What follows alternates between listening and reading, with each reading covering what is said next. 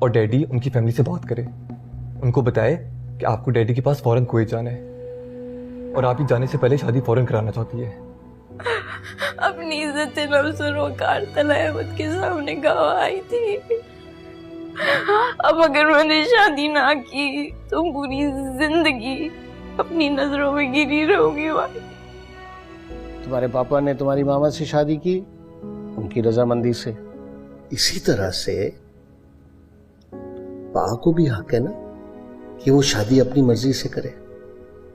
Drama serial میم سے محبت کی آنے والی ایپیسوڈ بہت ہی زیادہ انٹرسٹنگ ہونے والی ہے. آنے والے ایپیسوڈ میں آپ دیکھیں گے کہ شارق آ کر اپنی ماں سے کہتا ہے کہ میں آیت سے شادی کرنا چاہتا ہوں, تو اس کی ماں اسے کہتی ہے کہ بیٹا کیا تمہیں کوئی اور لڑکی نہیں مل سکتی, کیا تم اسی لڑکی کو اپنانا چاہتے ہو جو تمہاری زندگی میں تمہیں کتنے دکھ دے چکی ہے, یہاں تک کہ اس نے تمہیں جاب سے بھی نکلوا دیا. تو شارق اپنی ماں سے کہتا ہے لیکن میں شادی آیت سے ہی کروں گا.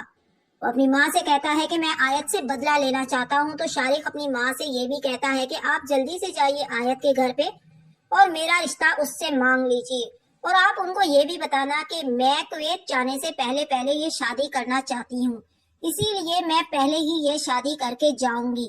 تو شارق کی ماں شارق سے کہتی ہے کہ بیٹا ٹھیک ہے جیسے تمہاری مرضی, اور شارق بہت ہی زیادہ خوش ہو جاتا ہے. وہ سوچتا ہے کہ اب تو میں آیت سے بدلہ اپنا ضرور لوں گا اور اب میں شادی کر کے اس کو مزہ چکھاؤں گا, بس ایک بار میری آیت سے شادی ہو جائے. اور آنے ہی والے ایپیسوڈ میں آپ یہ بھی دیکھیں گے کہ طلحہ کا باپ عابد اپنے پوتے موہد کے پاس جاتا ہے, تو موہد اپنے دادا سے کہتا ہے کہ با سبیکا سے شادی نہ کرے. تو اس کا دادا اپنے پوتے سے کہتا ہے کہ بیٹا تمہارے بابا بھی تمہاری ماما کو کبھی پسند کرتے تھے, اسی لیے با کو بھی یہ حق حاصل ہے کہ وہ اپنی مرضی سے شادی کرے. تو موہد اپنے دادا سے کہتا ہے کہ نہیں, وہ صرف اور صرف روشی سے شادی کرے, مجھے نہیں پسند سبیکا. تو اس کا دادا اپنے پوتے سے کہتا ہے کہ بیٹا ایسے نہیں ہو سکتا, تمہارا با روشی کو نہیں بلکہ وہ سبیکا کو پسند کرتے ہیں. تو وہیں پر موہد ناراض ہو کر اپنے دادا سے اپنے روم میں چلا جاتا ہے. اور اب موہد بھی نہیں چاہتا کہ طلحہ سبیکا سے شادی کرے, وہ یہی چاہتا ہے کہ اس کا با صرف اور صرف روشی سے شادی کرے. اور آنے ہی والے ایپیسوڈ میں آپ یہ بھی دیکھیں گے آتی ہے روشی کے پاس, تو روشی کمرے میں اداس بیٹھی ہوتی ہے. تو ماہین روشی سے کہتی ہے کہ تم اتنی اداس کیوں بیٹھی ہو, تو روشی وہیں پر رونا شروع کر دیتی ہے. وہ ماہین سے کہتی ہے کہ میں یہ شادی نہیں کر سکتی. وہ ماہین سے یہ بھی کہتی ہے کہ خدا کے لیے میرے کچھ کرو ماہین, میں اس لڑکے شارق سے شادی نہیں کر سکتی, تم جانتی ہو کہ وہ کتنا گھٹیا لڑکا تھا.